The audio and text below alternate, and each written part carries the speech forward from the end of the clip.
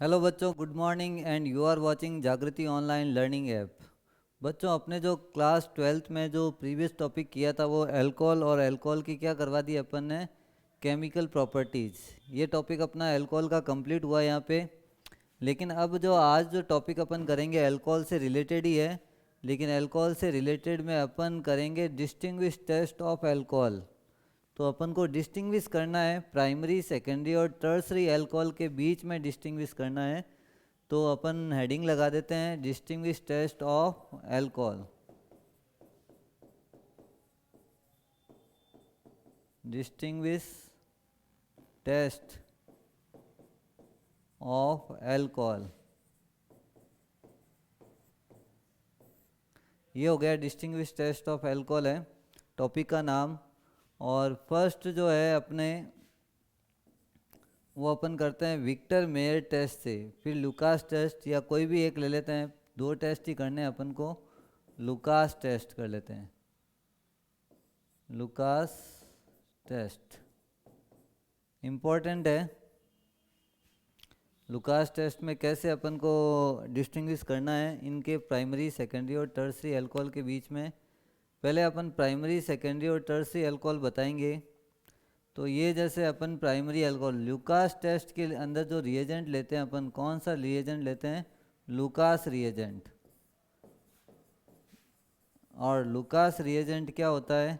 Concentrated HCl plus anhydrous anhydrous anhydrous ZnCl2 का mixture जो है, इसको अपन क्या बोलेंगे? Lucas reagent. और इस लुकास रिएजेंट से अपन को बनाना है, डिस्टिंग्विश करना है। इन दोनों की रिएक्शन से अपन करवाएंगे प्राइमरी, सेकेंडरी और टर्सरी अल्कोहल की। तो ले लेते हैं रिएक्शन। प्राइमरी अल्कोहल को अपन ऐसे लिख सकते हैं RCH2 और OH, और इसकी रिएक्शन हो रही है कंसनट्रेटेड HCl के साथ। कंसनट्रेटेड HCl के साथ H प्लस Cl माइनस। तो यहाँ से ये कौन सी चीज़ अलग हो जाएगी? वाटर मॉलिक्यूल रिमूव हो जाएगा। और क्या बन जाएगा यहाँ पे? CH3 CH2Cl plus H2O। लेकिन ये जो रिएक्शन है बहुत स्लो होती है। आफ्टर 30 मिनट, आफ्टर 30 मिनट के बाद में इसमें वाइट टर्बिडिटी दिखेगी। वाइट टर्बिडिटी, वाइट टर्बिडिटी का मतलब होता है कि पानी के अंदर जो गंदलापन होता है या हल्का सा मिल्की कलर आ जाता है, उसको अपन टर्बिडिटी करते हैं। इनसॉल्युबल पार्ट्स को अपन टर्बिडिटी लिख सकते हैं। तो इसका मतलब उसमें वाइटनेस आएगी, हल्का सा वाइट टर्बिडिटी दिखेगी। लेकिन कितने टाइम बाद में? After 30 minute. बहुत स्लो रिएक्शन होती है, इसमें बहुत लंबा टाइम लगता है। वाइट टर्बिडिटी हेलो एल्केन की बनती है। लेकिन ये जो अपन ने रिएक्शन करी है, यहाँ मैंने R की जगह CH3 रख दिया है। तो भले आप CH3 रख के भी रिएक्शन कर सकते हो, नहीं तो अदरवाइज़ आप इसमें क्या कर सकते हो, CH3 की जगह R ले सकते हो, ताकि आपको कन्फ्यूजन ना रहे। तो ये RCH2Cl प्राइमरी अल्कोहल से प्राइमरी हेलो एल्केन बनता है। लेकिन कितने टाइम बाद में बनता है? After 30 minute. क्योंकि रिएक्टिविटी का ऑर्डर जो है, इसमें रिएक्टिविटी किसकी ज़्यादा होती है? 3 डिग्री ROH की रिएक्टिविटी ज़्यादा, फिर 2 डिग्री ROH, और उससे भी कम रिएक्टिविटी होती है 1 डिग्री ROH की। ये रिएक्टिविटी ऑर्डर याद रखना है।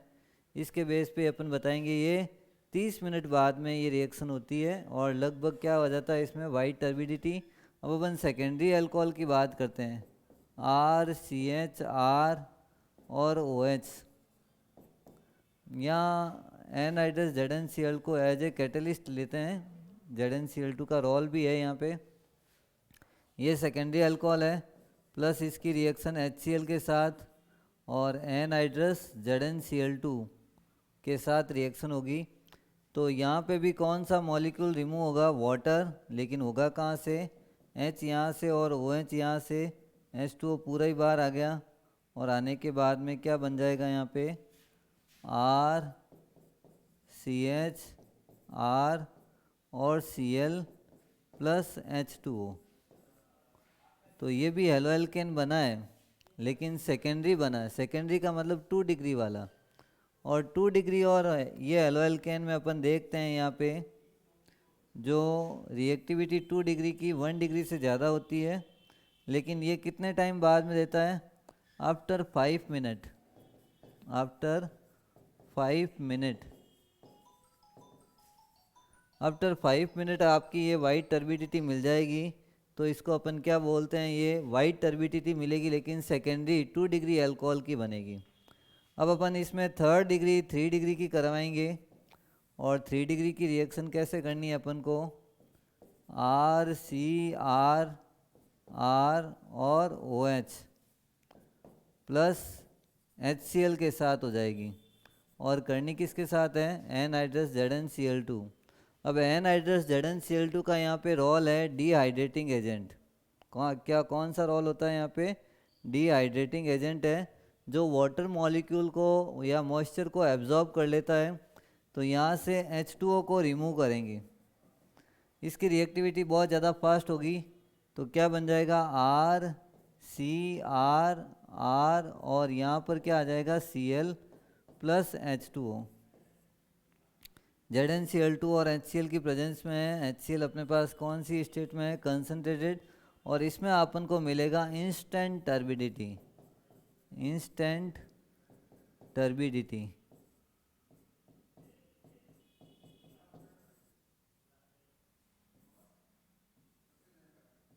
तो इंस्टेंट टर्बिडिटी आपको मिल जाएगा। तो यहाँ अपन इस रिएक्शन से तीनों के बीच में डिस्टिंग्विश कर सकते हैं, प्राइमरी, सेकेंडरी और टर्सरी अल्कोहल के बीच में। तो प्राइमरी अल्कोहल बहुत स्लो रिएक्शन देगा, आफ्टर 30 मिनट बाद में ये आपको वाइट टर्बिडिटी मिलेगी। लेकिन सेकेंडरी अल्कोहल ज़्यादा रिएक्टिव है, तो ये 5 मिनट बाद में मिल जाएगी आपको वाइट टर्बिडिटी। और टर्सरी अल्कोहल बहुत ज़्यादा रिएक्टिव है, तो ये इंस्टेंट टर्बिडिटी दे देता। इसको इसमें मिक्स करते ही इसमें वाइट बल्क जो टर्बिडिटी है, या इसमें अपन कहते हैं धुंधलापन आएगा, जो क्लियर नहीं दिखेगा। पानी के अंदर जो धुंधलापन आता है, वाइट मिल्की कलर आ जाता है, तो पानी क्लियर नहीं दिखता, वैसे ही यहाँ ये टर्बिडिटी अपन को दिखेगी। तो ये फर्स्ट टेस्ट हुआ, डिस्टिंग्विश किया अपन ने प्राइमरी, सेकेंडरी और टर्सरी अल्कोहल के बीच में। अब अपन सेकंड टेस्ट बताते हैं आज का, विक्टर मेयर टेस्ट। ये भी इम्पोर्टेंट है, विक्टर मेयर टेस्ट। तो विक्टर मेयर टेस्ट से अपन कैसे डिस्टिंग्विश कर सकते हैं प्राइमरी, सेकेंडरी और टर्सरी अल्कोहल को, वो रिएक्शन अपन बता देते हैं यहाँ पे। तो विक्टर मेयर में अपन जब लेते हैं, तीनों को एक टेबल के फॉर्म में बना देते हैं, ताकि आपको समझ में आ जाएगा पूरा। यहाँ मैं प्राइमरी का बनाऊँगा, इधर बीच में सेकेंडरी का, और इधर टर्सरी की रिएक्शंस लिखूँगा, ताकि ये स्टेप बाय स्टेप आपको ये चीज़ समझ में आ जाए।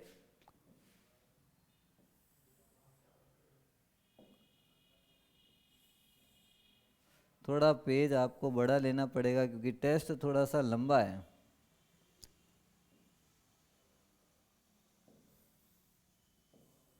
हाँ, अब अपन यहाँ प्राइमरी, सेकेंडरी और टर्सरी, ये 1 डिग्री ROH लेंगे अपन इधर।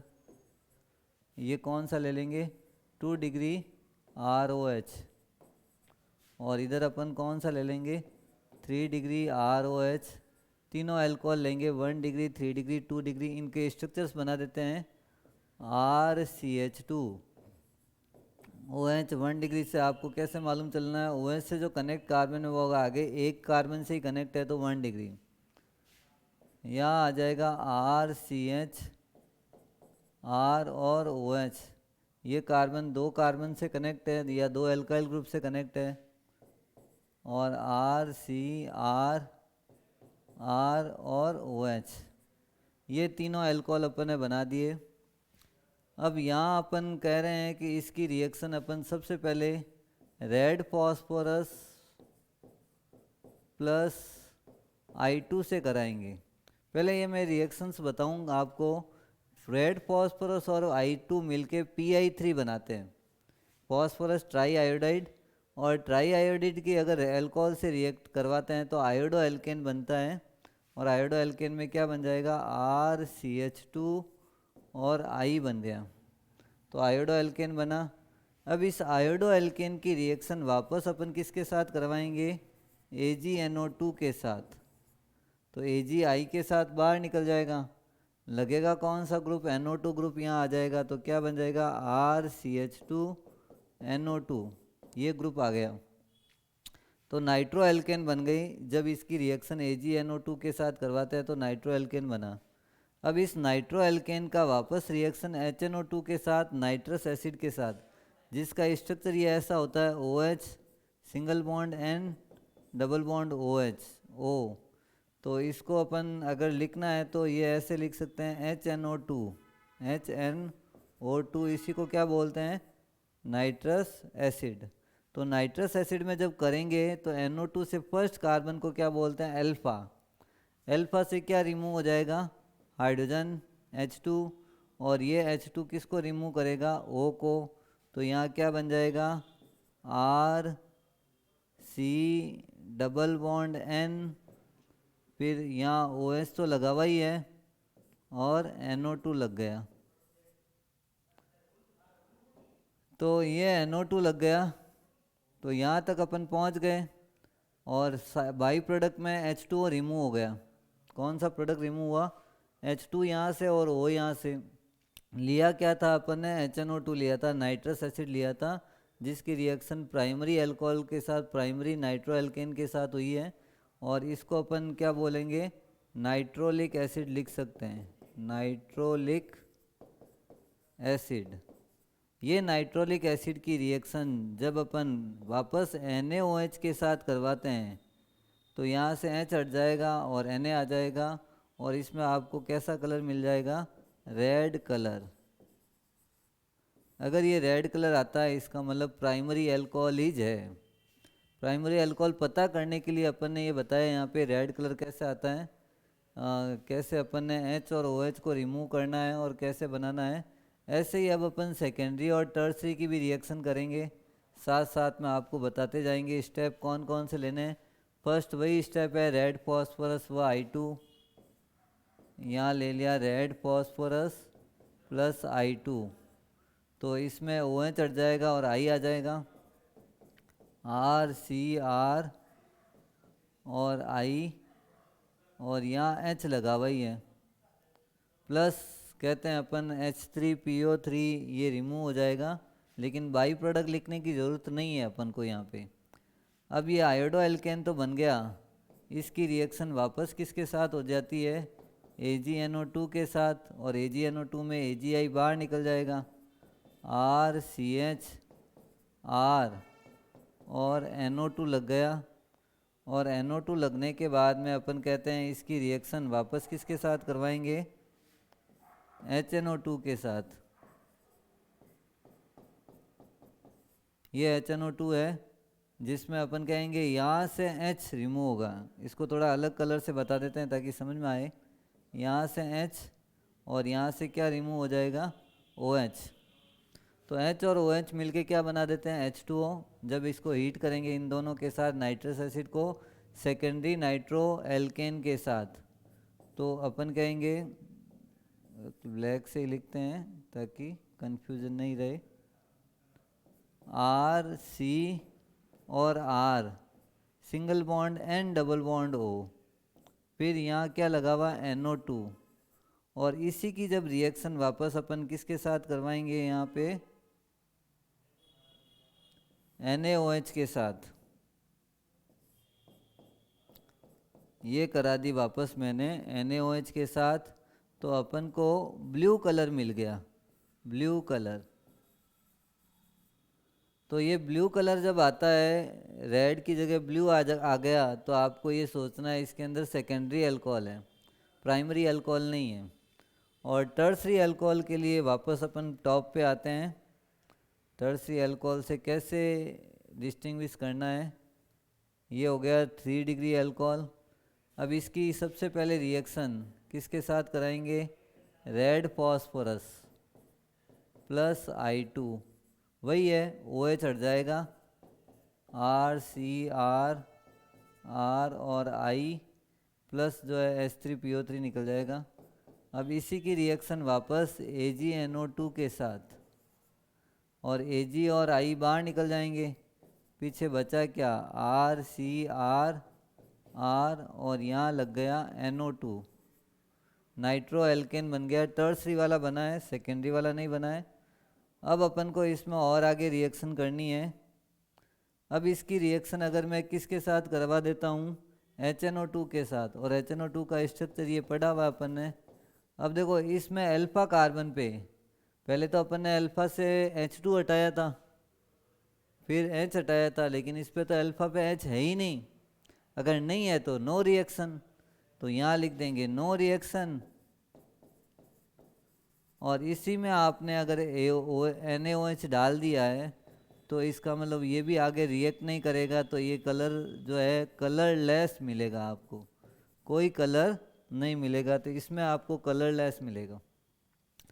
तो ये जो विक्टर मेयर टेस्ट है इसमें भी अपन किस किस के बीच में डिस्टिंग्विश कर सकते हैं, प्राइमरी, सेकेंडरी और टर्सरी अल्कोहल के बीच में डिस्टिंग्विश कर सकते हैं।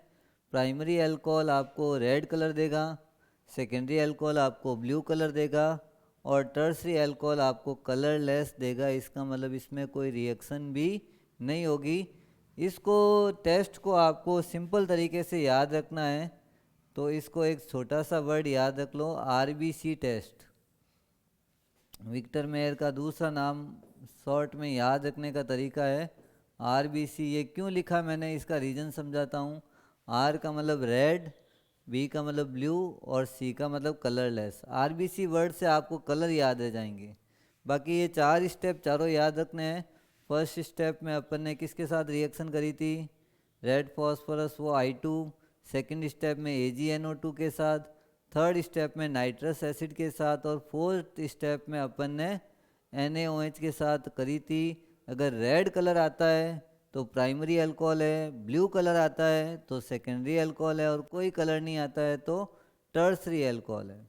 तो ये अल्कोहल को आपको ध्यान रखना है, कैसे ये रिएक्शंस अपन ने कंप्लीट करी है। तो अल्कोहल का टॉपिक अपना यहीं कंप्लीट होता है। नेक्स्ट टॉपिक अपन फिनॉल से स्टार्ट करते हैं। अल्कोहल में जितनी भी रिएक्शंस आई थी उसमें मैंने जहाँ जहाँ इंपॉर्टेंट लगाया वो सारी इंपॉर्टेंट है। उसका एक चार्ट बना के उसको याद करो अच्छी तरह से। विक्टर मेयर टेस्ट को भी इम्पोर्टेंट लगा लो, ये भी इम्पोर्टेंट है। डिस्टिंग्विश टेस्ट चाहे किसी के भी आए, एल्डिहाइड कीटोन आए, कार्बोक्सिलिक फिनॉल आए, या प्राइमरी सेकेंडरी टर्सरी अल्कोहल आए, या अमाइंस आए, या हेलोएल्केन्स आए, सब में आपको ये टेस्ट याद रखने हैं, क्योंकि ये टेस्ट इंपॉर्टेंट है। कभी किसी के बारे में कभी किसी के बारे में पूछ सकते हैं। बोर्ड में काफ़ी बार क्वेश्चन डिस्टिंग्विश टेस्ट पे ही बनता है, तो आपको अभी से मैं बता देता हूँ, ताकि हर बार आपको ये प्रॉब्लम नहीं रहे कि भाई कौन सा टेस्ट याद करना है। जितने भी डिस्टिंग्विश टेस्ट आए वो सारे याद करने हैं। अब अपन टॉपिक लेते हैं, न्यू टॉपिक लेते हैं इसका, इसी चैप्टर का, oxygen containing functional group part first में आता है फिनॉल। फिनॉल जनरली फिनॉल्स होते क्या हैं, जब बेंजीन देखते हैं, बेंजीन में क्या होता है, C6H6 अल्टरनेट कार्बन है। फॉर्मूला क्या है, C6H6, और माइनस क्या कर दिया H, और इसके ऊपर क्या लगा दिया है, OH लगा दिया है। तो बेंजीन में से एक हाइड्रोजन को हटाया और उसके ऊपर क्या लगा दिया आपने, OH लगा दिया। इसी को आप क्या नाम दे सकते हो, फिनॉल। तो ये अपना नाम बन गया फिनॉल। पहले इसको बेंजीनॉल बोलते थे, लेकिन आजकल IUPAC में भी फिनॉल, और नॉर्मल नेम में भी क्या लिख सकते हैं इसको, फिनॉल। तो फिनॉल वर्ड जो पढ़ा है, बेंजीन में से H हटाने के बाद फिनाइल ग्रुप को फिनाइल बोलते हैं, फिनाइल। लोग घरों में भी फिनाइल ही बोलते हैं फिनॉल को, लेकिन एक्चुअल में नाम क्या है, फिनॉल ही है इसका। तो फिनाइल बनता है, और फिनाइल के ऊपर OH जब आता है तब इसका नाम फिनॉल बनता है। तो ये थोड़ा सा आपको ये वर्ड ध्यान रखना है। अब इनके कुछ नॉमेनक्लेचर अपन करेंगे फिनॉल्स के। फिनॉल में अलग अलग नाम बनेंगे, लेकिन वो नाम बनेंगे किसके बेस पे बनेंगे, उनके स्ट्रक्चर के बेस पे। तो IUPAC नाम हो चाहे कॉमन नेम हो, इसको हाइड्रोक्सी बेंजीन को फिनॉल बोल सकते हैं आप IUPAC नेम में भी, और कॉमन नेम में भी इसको लिख सकते हैं। अब आ जाता है अपना टॉपिक नॉमेनक्लेचर।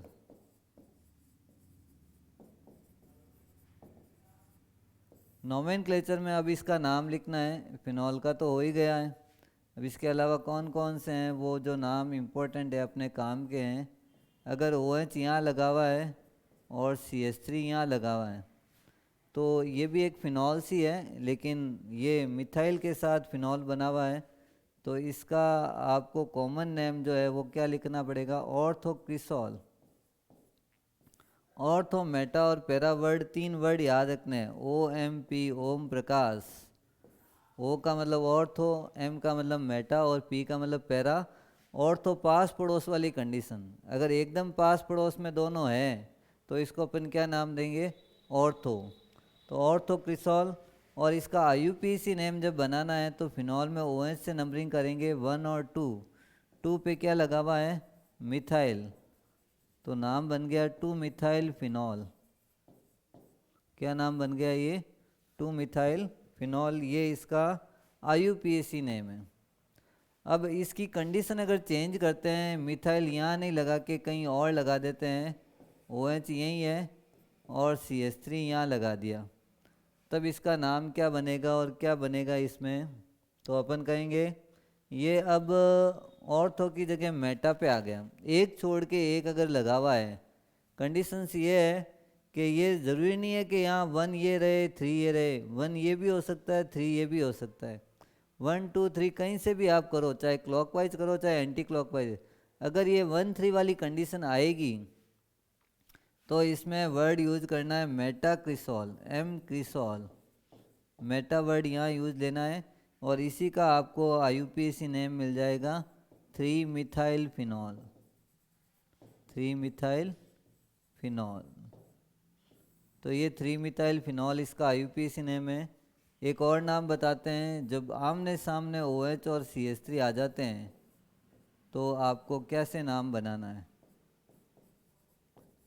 CH3 अब सामने आ गया और OH ऊपर है, तो अब यहाँ इसका नाम लिखेंगे पैरा, P क्रिसॉल। और इसी का IUPAC नेम क्या होगा, 4 मिथाइल फिनॉल।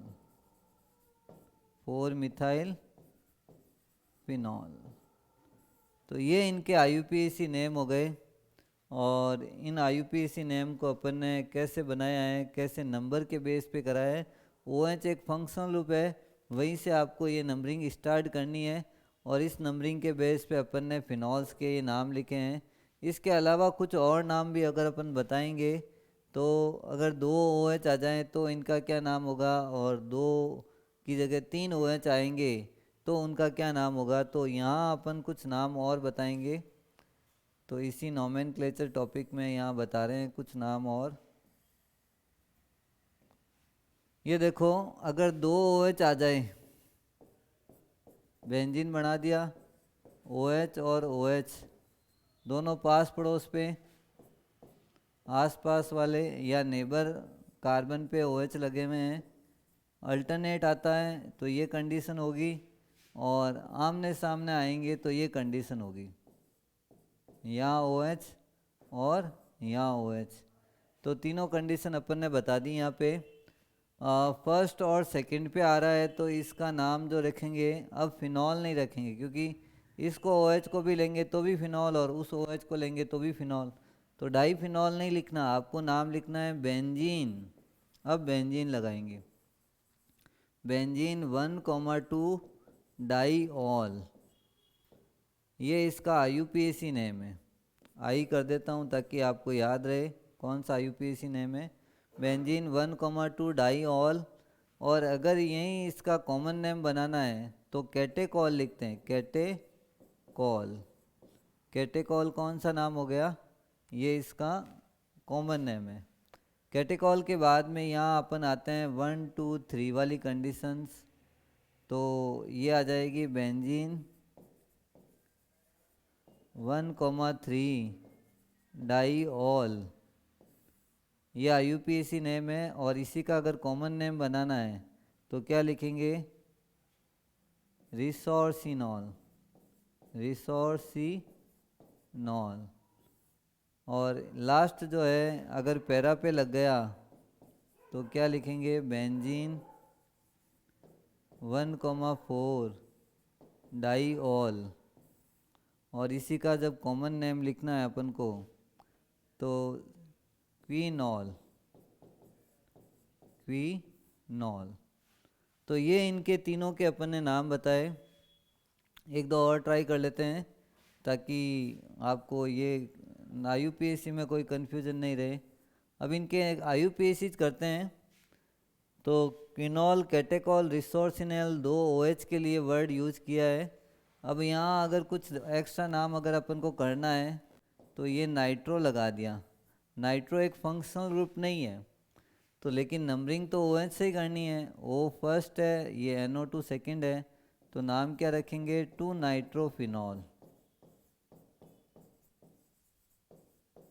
क्या नाम रख दिया इनका? 2 नाइट्रोफिनॉल। ये इसका कौन सा नाम बन गया यहाँ पे? ये बन गया IUPAC नेम।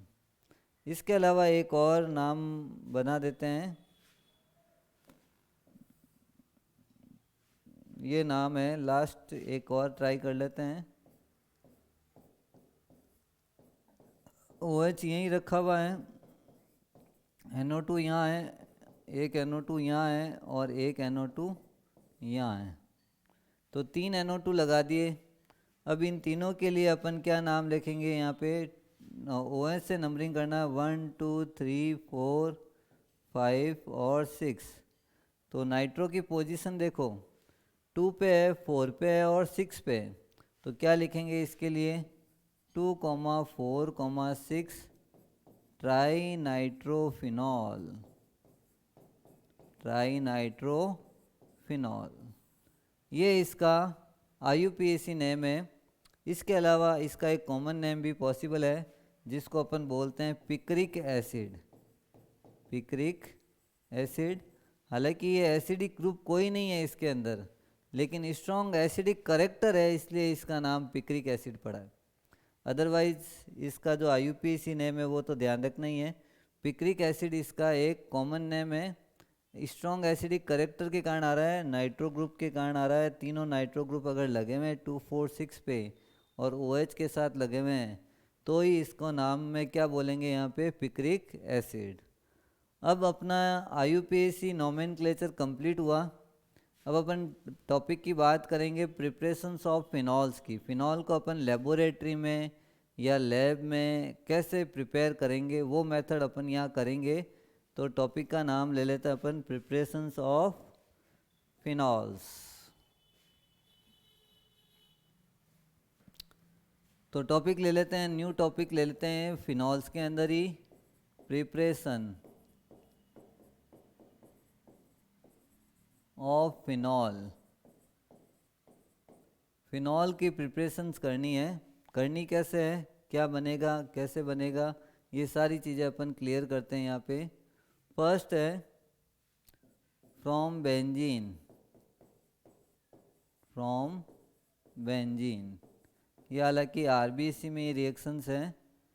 बेंजीन का अगर ऑक्सीडेशन कर देते हैं, ये बेंजीन है, बेंजीन में हर कार्बन पे एक एक H लगा हुआ है, फॉर्मूला क्या होता है? C6H6।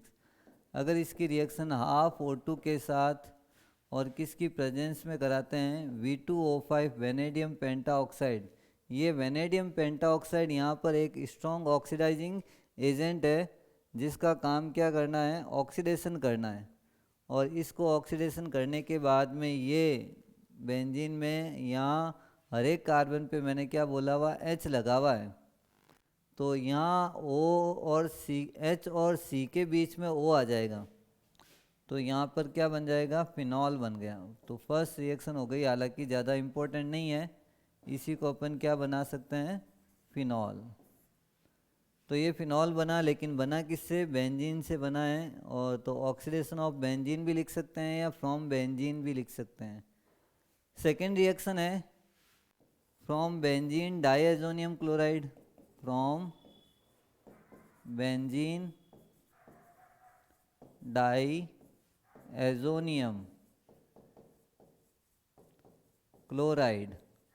तो बेंजीन डाइएजोनियम क्लोराइड होता क्या है? ये सबसे पहले, हालांकि हेलो एल्केन में ये चीज़ आ रखी है तो वापस अपन को लंबा खींचना नहीं पड़ेगा। इसमें बेंजीन के ऊपर N2Cl, अगर ये ग्रुप आता है N2Cl तो इसी को क्या बोलते हैं, डाईएजोनियम क्लोराइड। तो बेंजीन डाईएजोनियम क्लोराइड है ये। अब इसी का हाइड्रोलाइसिस किया मैंने वाटर के साथ रिएक्शन, H और OH, हल्का सा हीट करना है, ज़्यादा हीट करने की ज़रूरत नहीं है। हीटिंग का साइन कर देते हैं H प्लस और OH माइनस। यहाँ से आप HCl को रिमूव करेंगे, HCl रिमूव हुआ और N2 गैसियस फॉर्म में बाहर निकल गया। पीछे बचा जो OH है वो बेंजीन के ऊपर लगेगा यहाँ। तो यहाँ मैंने बना दिया बेंजीन के ऊपर OH प्लस N2 रिमूव हुआ और HCl निकल गया। तो बेंजीन के ऊपर जो OH आया है उसी को अपन नाम दे रहे हैं यहाँ पे फिनॉल। और फिनॉल जो है बना कैसे है, बेंजीन डाईएजोनियम क्लोराइड को अगर वाटर के साथ हीट करेंगे तो अपन कहेंगे ये कौन सा कंपाउंड बन गया है, फिनॉल। लेकिन ये एक्चुअल में हल्का सा गर्म करने पर ही मिल जाता है। कोल्ड वाटर में तो ये, या कोल्ड में ये रिएक्ट नहीं करता है, कोल्ड में इसकी स्टेबिलिटी ज़्यादा रहती है। लेकिन गर्म पानी में, बॉयल वाटर में या हल्का गर्म पानी के अंदर ये रिएक्ट कर लेता है और फिनॉल बना देता है। तो ये हो गया फिनॉल की प्रिपरेशन, सेकंड हो गई। थर्ड प्रिपरेशन और करते हैं। थर्ड प्रिपरेशन ले लेते हैं फ्रॉम हेलोअरीन। किससे बनाना है फिनॉल को, फ्रॉम हेलोअरीन। हेलोअरीन से बनाने के लिए सबसे पहले अपन बेंजीन लेते हैं और बेंजीन के ऊपर हेलोजन क्लोरीन लगा देते हैं। ये हेलोअरीन या क्लोरोबेंजीन है। अब इस क्लोरोबेंजीन की रिएक्शन में सबसे पहले कराऊंगा NaOH के साथ, लेकिन टेम्परेचर याद रखना है 623 kelvin temperature and 300 ATM pressure. इस टेम्परेचर और केल्विन टेम्परेचर पे और प्रेशर पे Na जो है, देखो ये वाला बॉन्ड ब्रेक होगा, H वाला। तो थोड़ा सा रेड पेन से करें ताकि समझ में आए। H यहाँ से गायब, Cl को लेके भाग गया। तो भागने के बाद में बचे कौन है अपने पास, तो वो देख लेते हैं। मेरे पास जो बचा हुआ है वो ONa बचा हुआ है। O की वैलेंसी 2 होती है, इसलिए पहले O को लिखा मैंने, फिर Na को लिखा, ONa। इसका नाम रखेंगे सोडियम फिनॉक्साइड। क्या नाम रखा है, सोडियम फिनॉक्साइड। और साथ में जो बाई प्रोडक्ट निकला है वो कौन सा बाहर निकला, HCl बाहर निकल गया। अब इसी का वापस HCl से ही कराएंगे, जो निकला उसी से वापस ये रिएक्ट कर लेगा, अपने आप ऑटोमेटिक कर लेगा। तो ये Na जो है अब Cl के साथ चला जाएगा और O के साथ आ जाएगा H। तो बेंजीन ले लिया मैंने और बेंजीन जो है OH ले लिया प्लस NaCl। और इसी कंपाउंड को आप क्या नाम दे सकते हो, फिनॉल। ये कंपाउंड बना है, उसी को क्या बोलते हैं अपन, फिनॉल। लेकिन बनाया किससे है, NaOH की रिएक्शन अगर क्लोरोबेंजीन से करवाई तो इंटरमीडिएट बना है सोडियम फिनॉक्साइड। और इसी की जब रिएक्शन वापस अपन HCl से करवाते हैं तो क्या बन जाता है, फिनॉल बनता है। और इस रिएक्शन का नाम रखा है फ्रॉम हेलोअरीन। इसमें जो जनरली इम्पोर्टेंट रिएक्शंस है, इसमें सेकंड इम्पोर्टेंट है थोड़ी सी, क्योंकि ये आगे एक और चैप्टर में भी टच करेगी। तो अपन को यहीं से ध्यान रख लेना है, हर एक रिएक्शन हर एक चैप्टर के अंदर डबल बार आ सकती है। कोई भी एक रिएक्शन जो डबल बार आएगी तो आपको अगर एक चैप्टर में लर्न है तो उसको वहाँ पे वापस याद करने की ज़रूरत नहीं है, इसी चैप्टर का आपको ध्यान रख के कर लेना है। अब नेक्स्ट टॉपिक पे आते हैं, from benzene sulphonic acid. Fourth है फ्रॉम बेंजीन सल्फोनिक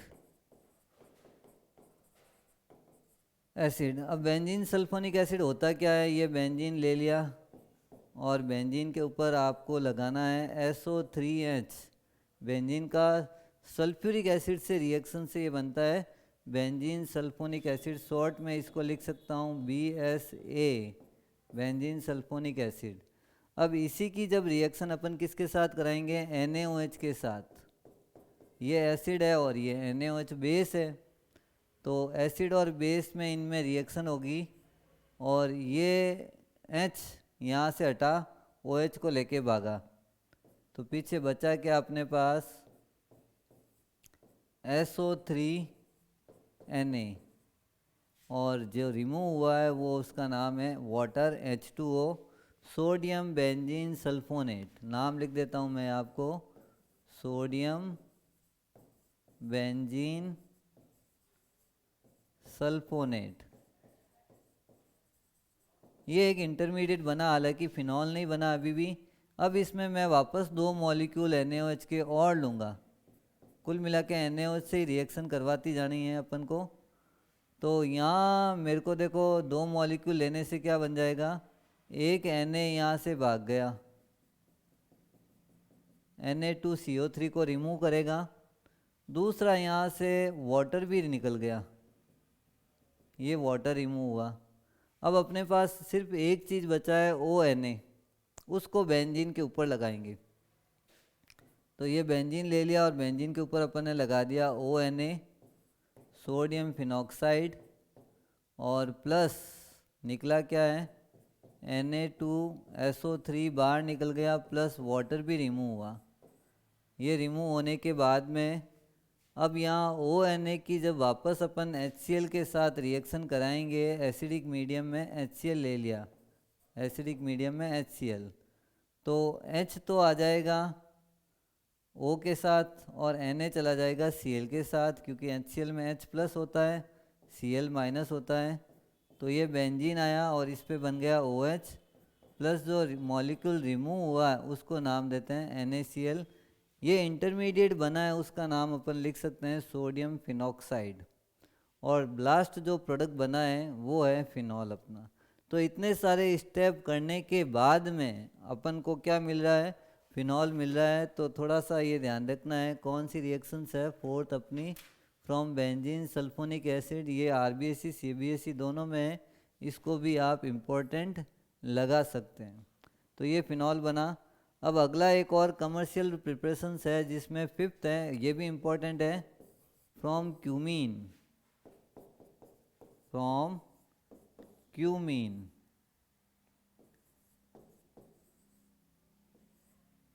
ये क्यूमीन होता क्या है, सबसे पहले ये बताएंगे।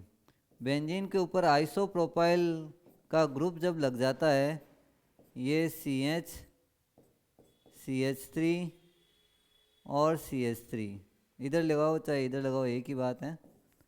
ये जो ग्रुप लगता है आइसोप्रोपाइल बेंजीन, इसी को क्या बोलते हैं, क्यूमीन एक कॉमन नेम है, तो नाम लिख देते हैं इसका आइसोप्रोपाइल बेंजीन, बेंजीन। अब इसी का आपने क्या किया, ऑक्सीजन के साथ रिएक्शन किया, ऑक्सीडेशन किया है, लेकिन यहाँ जो ज़्यादा रिएक्टिव कार्बन है वो 3 डिग्री कार्बन है, 3 डिग्री की रिएक्टिविटी ज़्यादा है, जो क्या करेगा यहाँ से C और H के बीच में ऑक्सीडेशन कर देगा और क्या बना देगा, यहाँ पे बेंजीन बनाया ये, और COO और H, और इधर एक और लगा हुआ है CH3, और इधर एक और लगा हुआ है CH3। तो क्यूमीन हाइड्रो पर ऑक्साइड जो है एक इंटरमीडिएट बनता है, क्यूमीन हाइड्रो पर ऑक्साइड, ये एक इंटरमीडिएट बनता है। हालांकि ये अभी भी अनस्टेबल है, ये वापस ब्रेक होगा, और ब्रेक होने के बाद में ये इसी को वापस अपन हीट करेंगे, थोड़ा सा ऊपर लेते हैं इसको, इसी को हीट करेंगे, और एसिडिक मीडियम में अगर हीट करते हैं, थोड़ा सा गर्म कर देते हैं, तो यहाँ से ये मॉलिक्यूल रिमूव होगा। वो मॉलिक्यूल बता देते हैं, ये मॉलिक्यूल आ गया बाहर, तो ये मॉलिक्यूल बाहर आ जाएगा, कीटोन बाहर आएगा, और बेंजीन पे जो ग्रुप लगेगा वो है फिनॉल। तो रेड पेन से लिख दिया मैंने, कोई दिक्कत नहीं। ये मेजर प्रोडक्ट हो गया, प्लस बाई प्रोडक्ट में क्या बन जाएगा, CH3, CO और CH3, इसी का नाम एसीटोन है और इसका नाम है फिनॉल।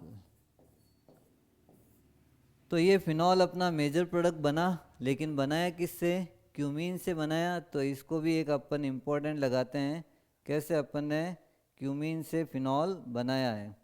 अब इसके बाद में कुछ और रिएक्शंस भी है, जैसे डाउ प्रोसेस है, रासिंग प्रोसेस है, 2 रिएक्शन और हैं ताकि ये टॉपिक अपना कंप्लीट हो जाए।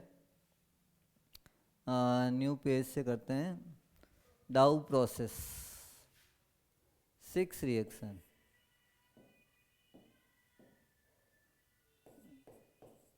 डाउ प्रोसेस, हालांकि डाउ प्रोसेस और हेलोएरिन की रिएक्शन है वो लगभग सेम है, तो आप चाहे वो याद कर लो या ये याद कर लो, एक ही है। अपन ने ले लिया यहाँ पे क्लोरोबेंजीन, और क्लोरोबेंजीन की डायरेक्ट रिएक्शन करवानी है NaOH के साथ। तरीका वही है, पहले ONA बनेगा और फिर यहाँ निकलेगा। अपन को पूरा लिखने की ज़रूरत नहीं है। CuCl2 के साथ 300 ATM प्रेशर पे, ATM प्रेशर और 623 केल्विन टेम्परेचर। देखो उसमें अपन ने CuCl2 नहीं लिया था। अगर कैटलिस्ट का यूज करेंगे, कौन सी चीज़ का यूज करेंगे? कैटलिस्ट का यूज करेंगे, तो इस रिएक्शन को अपन क्या बोलेंगे यहाँ पे? डाउ प्रोसेस। और कैटलिस्ट अगर नहीं लगाया है तो आप सिंपल रिएक्शंस लिख सकते हैं फ्रॉम हेलोएरिन वाली, और बनेगा क्या? प्रोडक्ट वही है, OH आ जाएगा यहाँ पे, और NaCl, ये मैंने तोड़ के नहीं लिखा है, डायरेक्ट लिखा है। Na और Cl को हटा दिया यहाँ से, और बेंजीन के ऊपर क्या लगा दिया? फिनॉल लगा दिया। तो ये रिएक्शन थी डाउ प्रोसेस। 7वीं और लास्ट रिएक्शन है इसका रासिंग प्रोसेस, RASCHING, रासिंग प्रोसेस। तो इसमें कैसे बनता है? देखो सबसे पहले बेंजीन लेते हैं,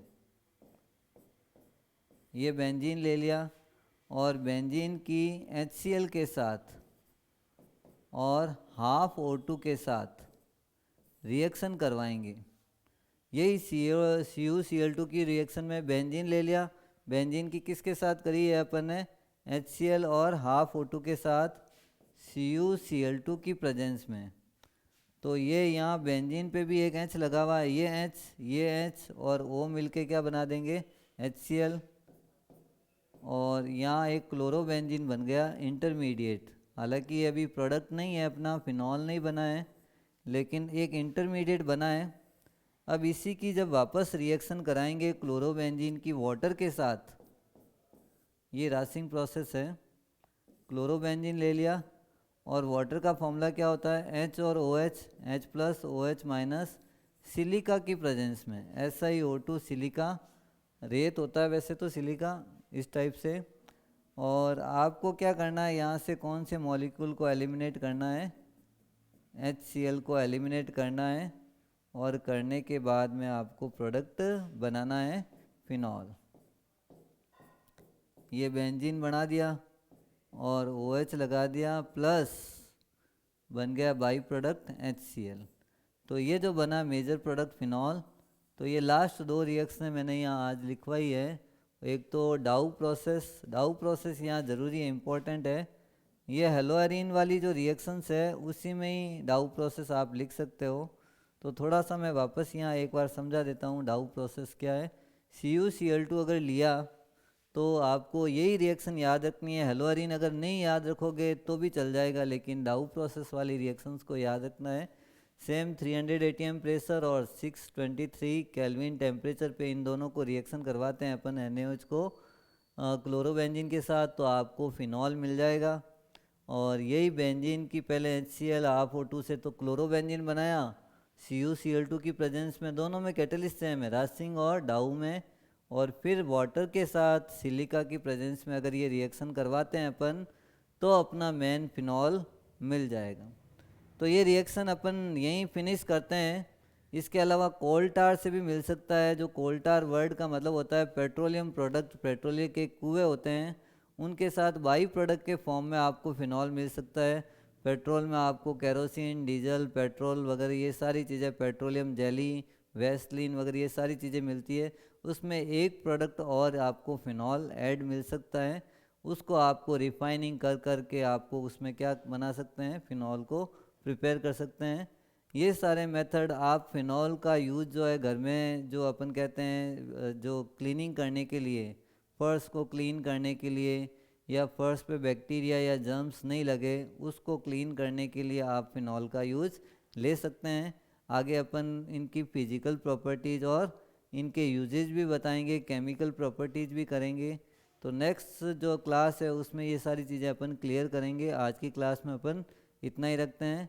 तो फिनॉल को एक प्रिपरेशंस में जो मैंने इम्पोर्टेंट बताई है उसको नोट करो, लर्न करो, बार बार राइट करो, ताकि ये रिएक्शंस आपको जल्दी से जल्दी याद हो जाए।